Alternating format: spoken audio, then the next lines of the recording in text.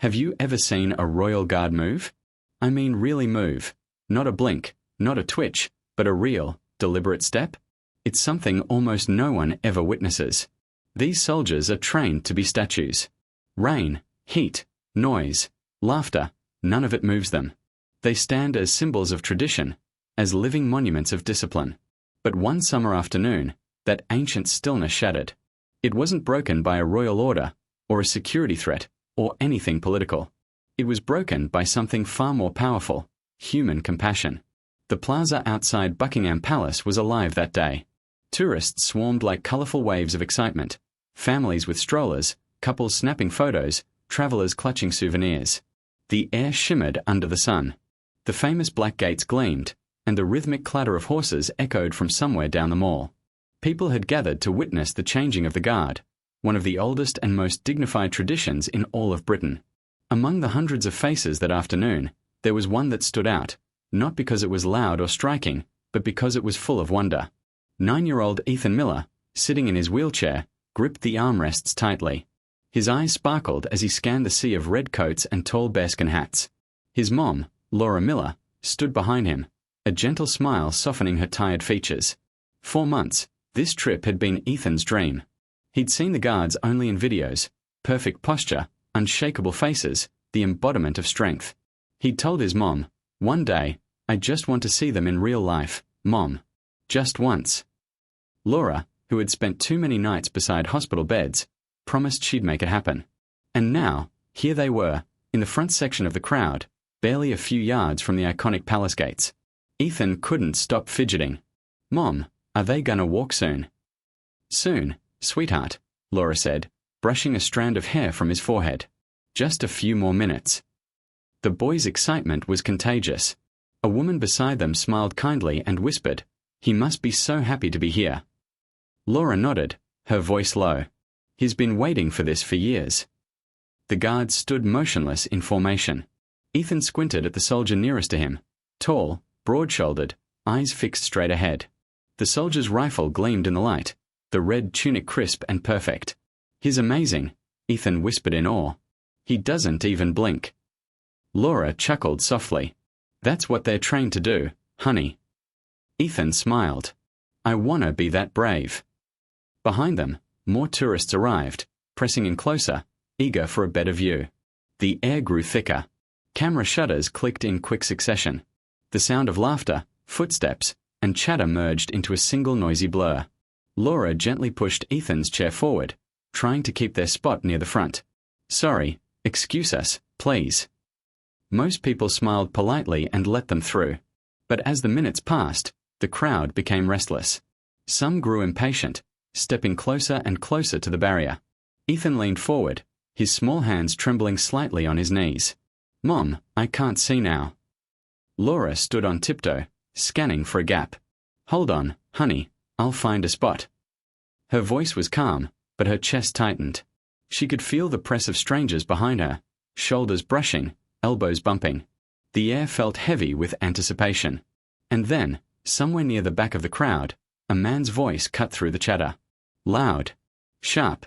Entitled. "Move it. I need to get this shot." Heads turned. Laura instinctively looked over her shoulder, shielding Ethan. The man's voice came again, closer this time, rude and impatient. "Come on, people. I didn't fly here just to stare at the back of someone's head." A ripple of discomfort spread through the crowd. The easy, cheerful atmosphere began to fade. Ethan tilted his head. "Mom, who's yelling?" Laura frowned. "It's okay, sweetheart. Just ignore it."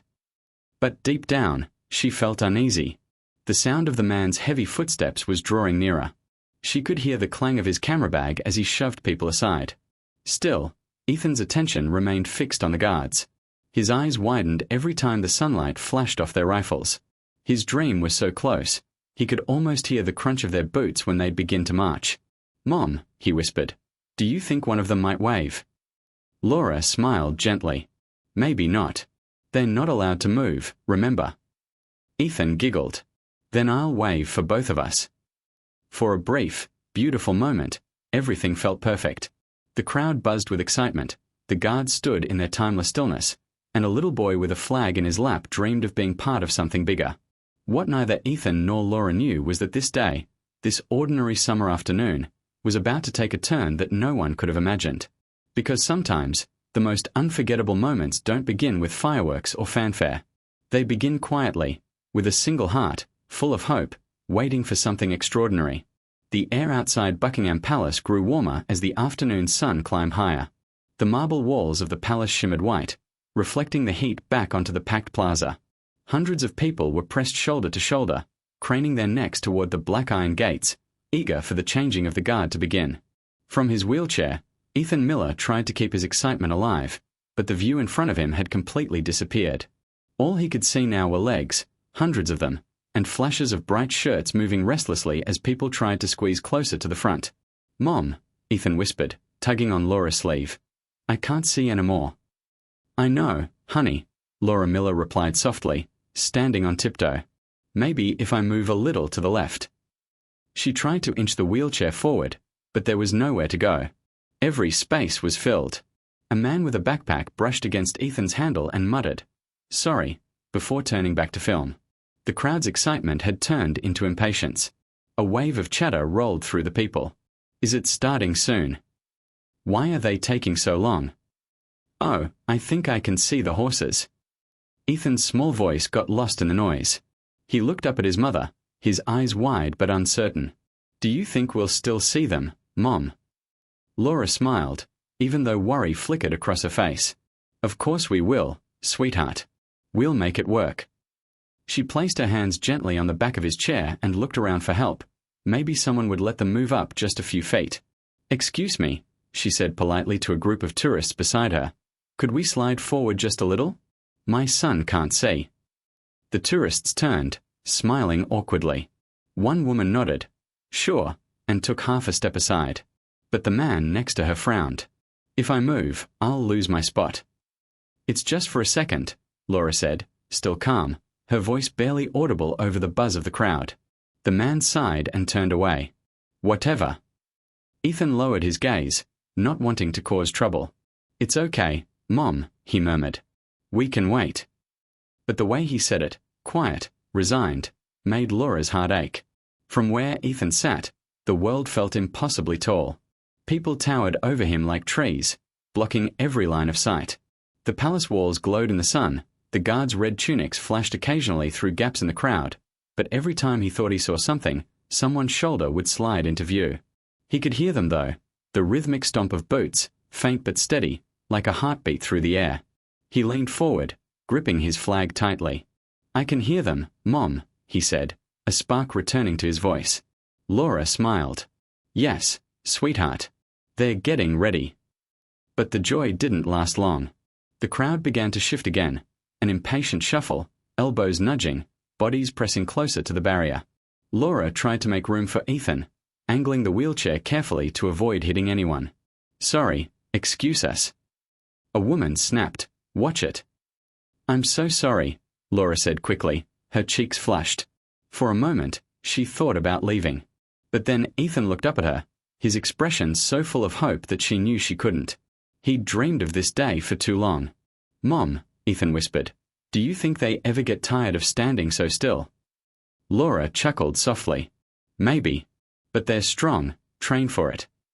Ethan nodded, smiling again. "I think they're heroes."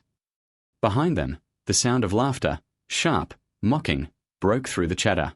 It wasn't the joyful kind of laughter. It was mean, loud, out of place. Then came a voice, low but harsh. "Unbelievable. Can't see a thing with all these people in front." Laura turned instinctively. A tall man with a large camera bag was pushing through the crowd, scowling at anyone in his way. His shirt was drenched in sweat, and the strap of his camera swung violently as he shoved past an elderly couple. "Move it," he barked. "I need a clean shot." The man, Brad Thompson, didn't seem to care that people were glaring at him. Every step he took, someone stumbled out of his way. He was like a storm cutting through the peaceful excitement of the day. Laura instinctively pushed Ethan's wheelchair a few inches to the side, putting herself between her son and the man. But Brad was relentless. "Come on. I've been waiting here an hour." A young woman beside him muttered, "So has everyone else." Brad turned sharply, his face twisting in irritation. "You want to get trampled or what?" The woman's boyfriend stepped in front of her. "Watch your mouth, man." People began to whisper. The crowd's energy changed, a mix of tension and disbelief. Even the atmosphere that had been filled with excitement moments ago now felt heavy, uneasy. Laura's pulse quickened. She could feel the heat from all sides, the closeness, the pressure. Her eyes darted to the guards, still perfectly still, faces expressionless, silent witnesses to the growing unrest. "Mom," Ethan said softly, "he's really angry." "I know, honey," Laura whispered. "Don't look at him. It's okay." But it wasn't okay. The man was still moving, closer and closer, and no one seemed to know what to do. And then, as if fate itself wanted to test the boundaries of patience and decency, Brad Thompson's camera bag brushed against Ethan's wheelchair. Ethan flinched, startled. Brad didn't even notice, or maybe he didn't care. He was too focused on forcing his way to the front. Laura raised her voice this time, firmer than before. "Excuse me, sir. Please be careful. My son's in a wheelchair." Brad turned briefly, his brows furrowed, his expression a mix of annoyance and superiority. "Then maybe don't bring him to a crowd like this." Gasps rippled through the people nearby. A woman shook her head in disbelief. Did he really just say that? Ethan's eyes welled with tears, but he didn't speak. He just held tighter to his flag. Laura's lips trembled, but she refused to lose her composure. "He's waited his whole life for this," she said quietly. Brad scoffed. "So have I, lady." And with that, he turned his back, taking another aggressive step forward. The energy in the plaza changed entirely. Whispers spread. Phones lifted. The guard nearest the gate remained silent, but even from a distance, it felt like his eyes had shifted, just slightly, toward the commotion brewing behind the barrier. Something was happening. Something that would test not just patience, but humanity itself. The tension in the plaza thickened like the summer air. It was subtle at first, a quiet unease creeping through the sea of people. But everyone could feel it. Something was off. The man with the camera bag, Brad Thompson, had made his way dangerously close to the front of the crowd.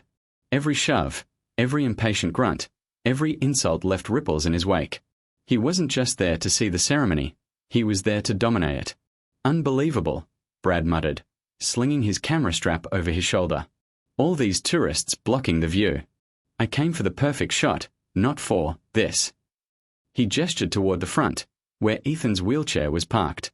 Laura froze, instantly understanding what he meant. She stood firm behind her son, gripping the handles of his wheelchair as if she could physically shield him from the man's cruelty. "Sir," she said, her voice trembling but polite, "please, could you not push any further? You're hurting people." Brad rolled his eyes. "Hurting people? Lady, I'm just trying to say. Maybe you shouldn't have parked your kid right at the front." A few heads turned sharply. A woman nearby gasped, "Hey, that's not okay." Brad ignored her. Ethan looked down, his fingers twisting the small Union Jack flag in his lap. He didn't understand why the man was so angry, why something as simple as wanting to see the guards could make someone so cruel. The guards stood still, lined up in immaculate formation across the gates. Their rifles gleamed under the sun, and their boots stayed rooted to the ground. But even among the crowd, several people noticed that one guard, the one closest to Ethan, seemed to have his eyes fixed ever so slightly in their direction. Officer Ryan Cole stood tall, his face emotionless as always, but inside, something stirred. He wasn't supposed to notice the public. He wasn't supposed to react. And yet, years of training couldn't completely silence the instinct, the part of him that recognized a mother's fear and a child's distress. Laura tried again, her voice cracking slightly. "Please, just let us be. He can't see otherwise." Brad turned his head, smirking. "Yeah, that's life, sweetheart. Maybe next time don't bring a chair to a crowd." A chorus of murmurs broke out around him. "Unbelievable. What's wrong with him? Someone stop that guy." But no one stepped forward. Everyone was frozen in that familiar modern fear, the fear of becoming part of the scene, of showing up in someone's viral video. And so, the crowd watched. Brad took another step forward, his elbow brushing against Ethan's shoulder. The boy flinched. Laura gasped, stepping around her son to block him. "Stop it," she snapped, louder this time, anger overcoming her restraint. The shift in her tone caught Brad off guard. He blinked. Then, just as quickly, he scowled, his voice dripping with sarcasm.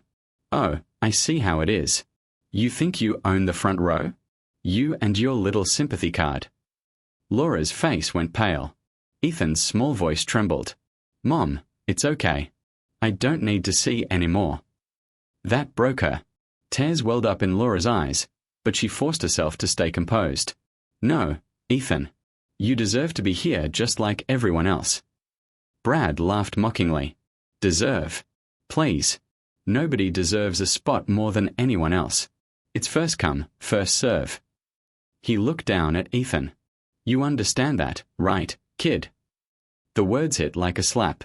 Ethan's lips parted, but no sound came out. He just looked away. The people nearby started whispering louder now, disapproving but still hesitant. "Sir, that's enough.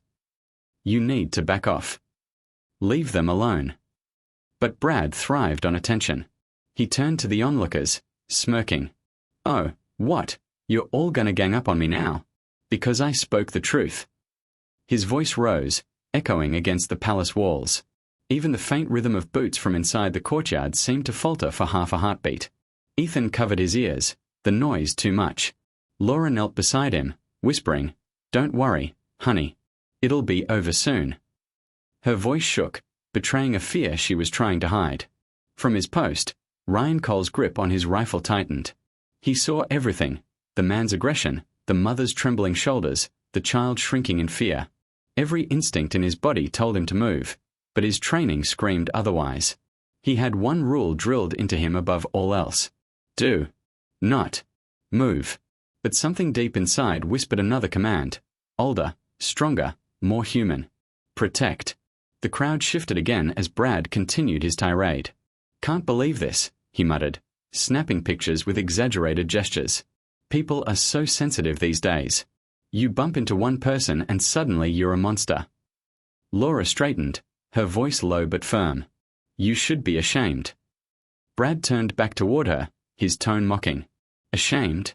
For standing in a crowd? For trying to see a guard? Please. You're acting like I attack someone." And then, as if summoned by his own arrogance, he swung his camera bag again, accidentally clipping the side of Ethan's wheelchair. The sound, a sharp metallic clank, made several people jump. Ethan gasped, his small body jerking in surprise. Laura's patience finally cracked. "Stop it. You've done enough." Brad looked down at the wheelchair, then back at her, smirking. "If it's that fragile, maybe you should keep it out of the way."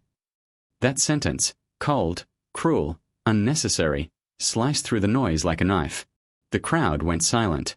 A mother somewhere behind them whispered, "Oh my God." Someone else muttered, "What's wrong with him?" For the first time, even the guards seemed aware. The tourists stopped taking pictures. The laughter vanished. The plaza had become a stage, every eye locked on the cruel scene unfolding before them.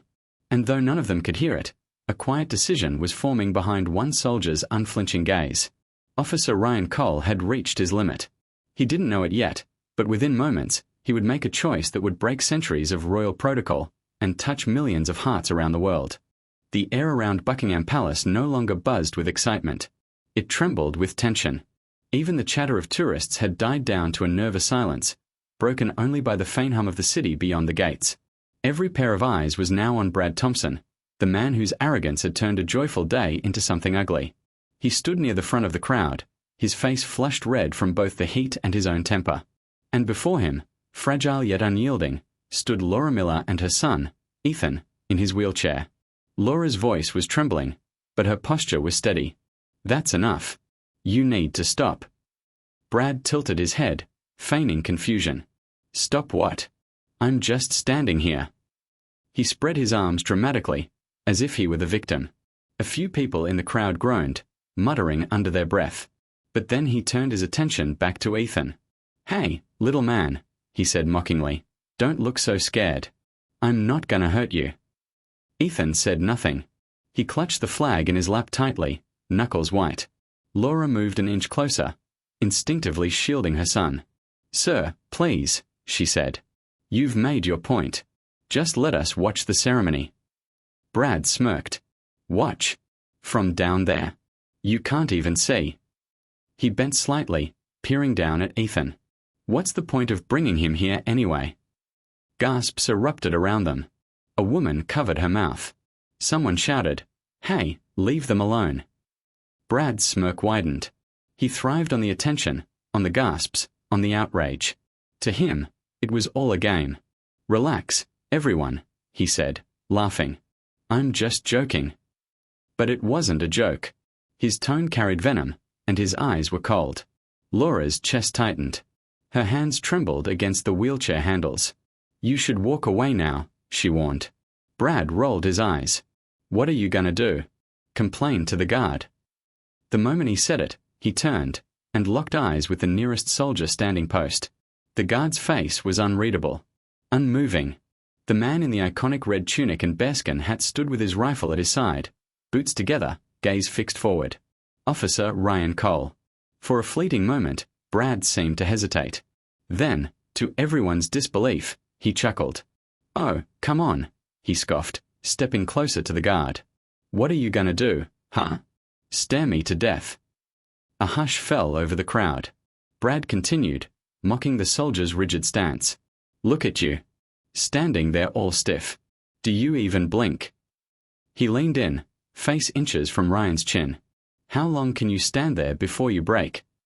No reaction. Not a muscle moved.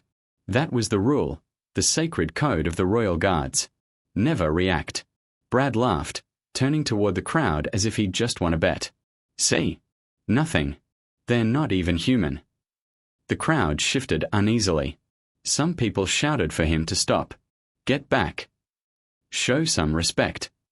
But Brad only grinned wider. "Respect? They don't even talk." And then, as if his cruelty needed one more act, he spun back toward Ethan and Laura. "See, kid. That's what they do. They stand there like robots. You think that's brave?" Ethan's voice cracked. "Yes," he said quietly. "I do." That small, innocent answer hit harder than anything else that had been said. But Brad didn't stop. He sneered. "Then maybe you should try standing up like that someday." The words hung in the air like poison. It was too much. Laura gasped, her voice breaking. "How dare you?" And then it happened. In one careless, hateful gesture, Brad kicked the wheel of Ethan's chair. A sharp metallic sound echoed through the plaza. Ethan jerked back, startled. Laura's scream tore through the air. "Stop! Don't touch him!" The crowd erupted. Shouts, gasps, the clicking of phones recording everything. People surged forward but stopped themselves, afraid to intervene physically. It was chaos, frozen in disbelief.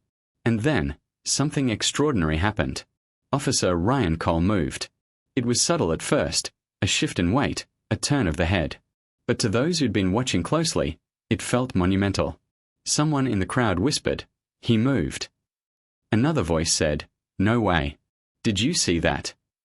Ryan's eyes, once locked in the distant stare of duty, now focused sharply on the scene unfolding before him. On the terrified boy. On the trembling mother. On the man who had crossed the line. Every heartbeat in the crowd seemed to pause. Every sound faded.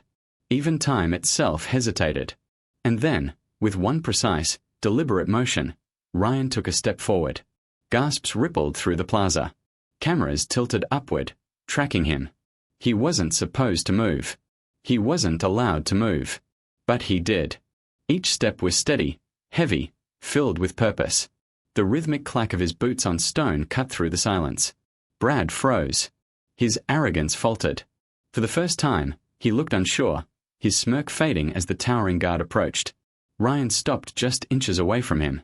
His shadow fell across Brad's face. The soldier raised his gloved hand, palm out, a silent command to stop. The air was thick with anticipation. Nobody breathed. Nobody moved. Brad stammered. I didn't do anything. I didn't mean to." Ryan said nothing. Not yet. But his presence spoke louder than words. He turned slightly, just enough to glance at Ethan, whose eyes were wide and wet with tears. It was a glance no one expected. a glance that defied centuries of protocol. And in that moment, everyone watching understood. This wasn't just about rules anymore. This was about what's right. Every rule that defined the Royal Guard existed for one reason: to maintain discipline, order, and dignity. They were trained to withstand anything: jeers, insults, even physical provocation. But what happened next would rewrite that unspoken code forever. The crowd fell into an eerie silence. All you could hear was the sound of Officer Ryan Cole's boots striking the cobblestone, one heavy step at a time. Each movement felt deliberate, unstoppable. People lifted their phones, unsure whether to film or to simply watch history unfold before them. Brad Thompson stumbled backward, his confidence draining with every echoing step. Hey, easy there," he stammered, holding up his hands. I wasn't trying to." Ryan didn't answer. He didn't have to. His very presence demanded silence. The sun hit his polished buttons, casting flashes of light across the front rows. His shadow fell over Brad like a looming storm. And then, in one smooth, commanding motion, Ryan stopped directly in front of him. He stood tall, the tip of his bearskin hat towering nearly a head above Brad's. Every muscle in his body was rigid with purpose. His left hand rose, palm open, a silent but absolute command to halt. "Step. Back." The words came out deep and firm, the first sound anyone had heard from a guard all day. It wasn't a shout. It wasn't even angry. But it carried the weight of authority and the promise of consequence. Brad froze, eyes wide. I didn't mean to." Ryan took one step closer. "Now," he said, his tone quiet but sharp as steel. Brad staggered backward, tripping slightly over the uneven pavement. For the first time, his bravado crumbled. His gaze darted around the crowd, searching for someone, anyone, to back him up. But there was no one. Dozens of phones were pointed at him, capturing every second of his humiliation. The same crowd he'd mocked now watched in stunned silence, united against him. Laura stood frozen, her hand covering her mouth. Ethan clung to the sides of his chair, his heart pounding in his chest. The guard, the man he had admired from afar, was now standing only a few feet away, defending him. Ryan's eyes flicked briefly toward Laura. "Is he hurt?" he asked, the words clipped, professional, but the undertone unmistakably gentle. Laura shook her head slowly. "No. Just scared." Ryan nodded once. Then, without warning, he did something no one expected, something that would make headlines across the world. He bent down. The movement was slow, deliberate, almost reverent. A royal guard, whose entire duty was to remain unflinching and upright, knelt down beside a little boy in a wheelchair. Gasps rippled through the crowd. People's hands flew to their mouths. Even Brad stopped breathing. The ceremonial rifle stayed balanced across Ryan's shoulder. With his free hand, he reached out, not as a soldier, but as a man, and gently rested it on the armrest of Ethan's wheelchair. He looked directly into the boy's eyes. "Are you all right, young man?" The words were soft but carried immense gravity. Every syllable seemed to echo through the plaza. Ethan's lips quivered. I think so," he whispered. Ryan nodded. "You're safe now." It wasn't part of the job. It wasn't protocol. But in that moment, every rule in the Royal Handbook meant nothing compared to this: the sight of a frightened child and a soldier who refused to ignore him. Laura blinked back tears. "Thank you," she whispered. Ryan didn't respond. He just gave her a brief, understanding nod. The crowd stood still, afraid to even breathe. A few people wiped their eyes, others lowered their phones, realizing this was not a spectacle, it was something sacred. Behind them, Brad Thompson finally found his voice. "I didn't mean to hurt the kid," he blurted out, desperation leaking through his words. But no one was listening anymore. He had become invisible. Because every camera, every gaze, every heartbeat was focused on a single scene. A stoic guard and a trembling boy, joined by an act of quiet courage. Ryan's gloved hand squeezed Ethan's armrest lightly before he stood back up. The motion was slow, deliberate, the act of a man reclaiming his discipline, but not his detachment. When he rose to full height again, his rifle back in place, he gave Ethan one last nod. A nod that said everything words couldn't. "You matter. You are seen." Then, with the precision of a soldier returning to duty, Ryan pivoted sharply on his heel. He faced the crowd, his expression once again unreadable, but everyone could sense it. Something had changed. He'd moved, for the first time, not because of duty, but because of heart. And though he'd broken every rule in the book, in that moment, every single person in that plaza knew. He'd done the right thing. For a moment, it felt as though time itself had stopped. The summer air hung still. The crowd didn't breathe. Even the birds that had been circling above the palace seemed to freeze in the air. No one had ever seen anything like it. A royal guard, kneeling. Not before a king, not before a queen, but before a little boy in a wheelchair. Officer Ryan Cole remained in that position, one knee pressed gently to the ground, his rifle steady in one hand. The polished leather of his glove gleamed faintly as his other hand rested reassuringly on the side of Ethan's wheelchair. His face was calm, not angry, not proud, but filled with a quiet warmth that spoke louder than any command could. The crowd watched in reverent silence. Even those holding up their phones began to lower them, realizing they were witnessing something far greater than a viral moment. It was something deeply human. Laura stood frozen, her hand covering her mouth as tears streamed freely down her cheeks. She had never expected this, that her son's dream of seeing a royal guard up close would turn into something so extraordinary, so pure. Ethan blinked through the tears clouding his vision. He didn't even try to wipe them away. His voice was small, almost trembling. You moved." Ryan gave the faintest smile, his blue eyes softening. "Yes," he said.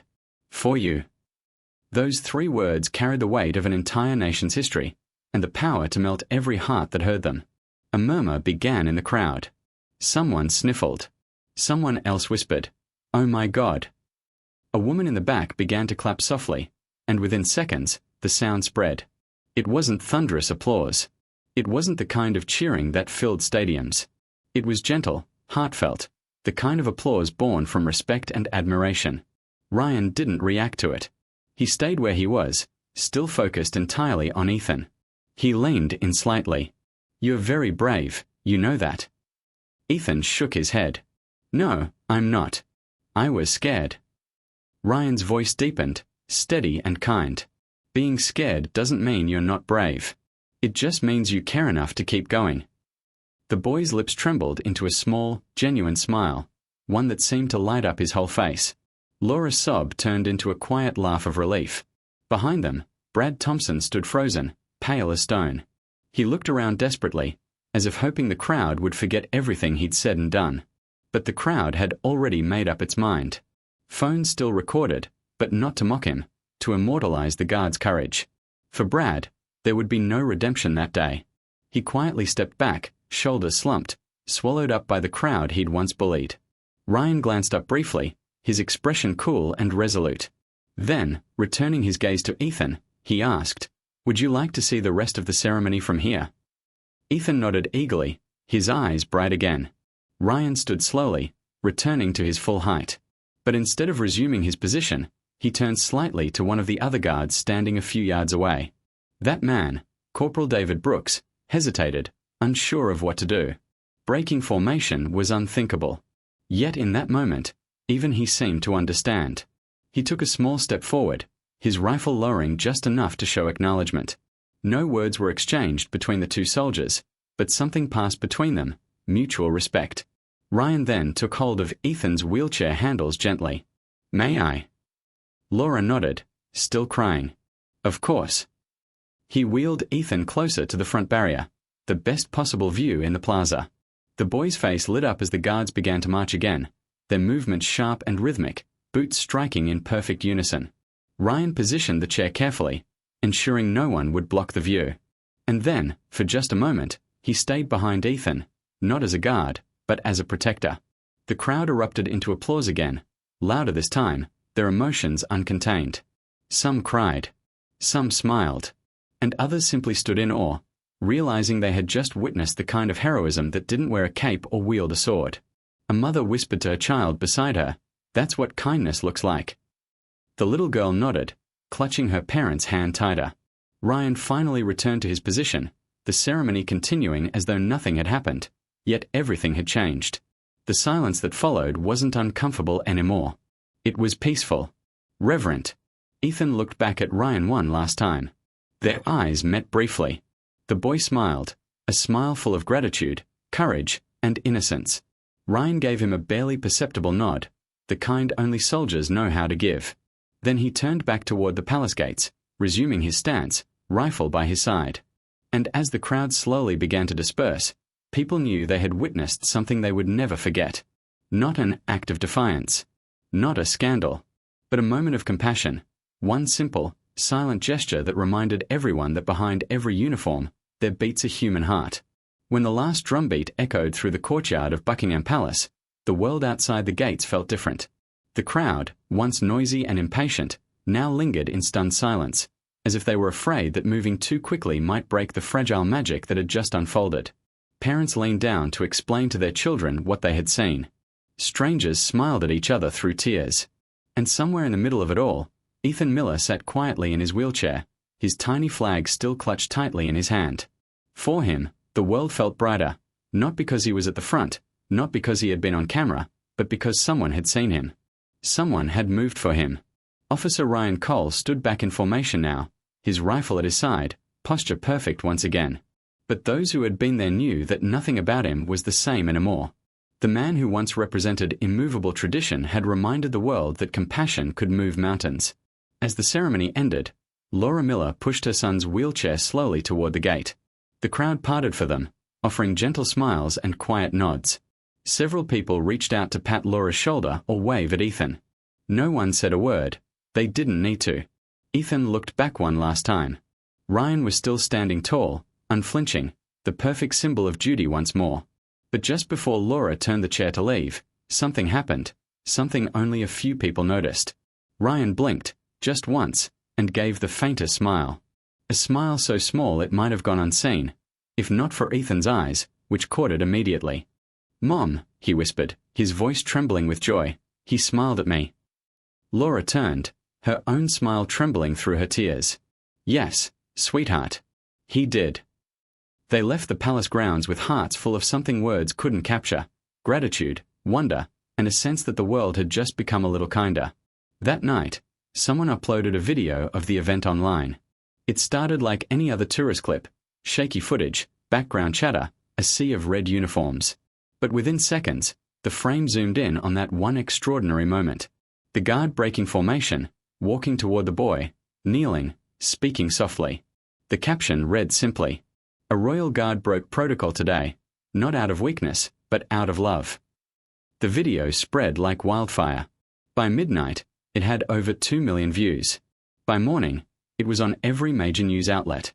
BBC News, The Guardian, CNN, Reuters, all carried the same headline. "Royal Guard breaks protocol to comfort disabled child," a moment that melted millions of hearts. Comment sections flooded with emotion. "I cried watching this. This man reminded us what real strength looks like." Humanity still exists, right there, in that soldier's simple act. Veterans wrote in from around the world, saying they'd never felt prouder to wear a uniform. Parents sent messages thanking the Guard for showing their children what kindness means. Even fellow soldiers from other nations commented, "That's the kind of courage that can't be trained, it comes from the soul." The next morning, palace officials released a short statement. It read, "While the duty of the Royal Guard is to uphold discipline and honor, we also recognize that compassion is one of the highest forms of both. Officer Ryan Cole's actions reflect the heart of our service, strength guided by humanity." The public response was overwhelming. Thousands of letters poured into the barracks, some from children who drew pictures of guards kneeling beside smiling kids, others from parents who shared stories of kindness they'd witnessed because of that video. And in the middle of all that attention, Ryan Cole stayed silent. He didn't appear on interviews. He didn't make statements. He just kept doing his job, standing guard, one day after another. But those who worked beside him said he carried himself differently now, with quiet pride, and maybe, just maybe, a little more light in his eyes. Meanwhile, in a small hotel room just a few streets away, Ethan watched the viral video over and over again. Each time, his favorite part was the same: the moment the guard knelt and said, "You're safe now." He looked up at his mom, grinning ear to ear. "He really did that for me." Laura brushed a strand of hair from his forehead, smiling through tears. "Yes, honey. He did it because you matter."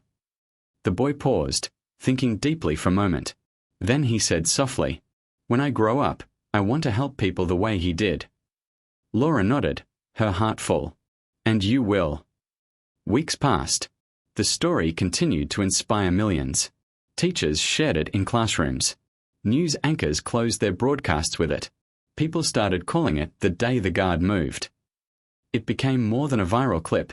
It became a symbol. A reminder that rules have meaning, but compassion has power. One evening, as the sun set behind Buckingham Palace, Ryan stood once again at his post. The sky burned orange, the air was still, and the rhythmic sounds of the city faded into the distance.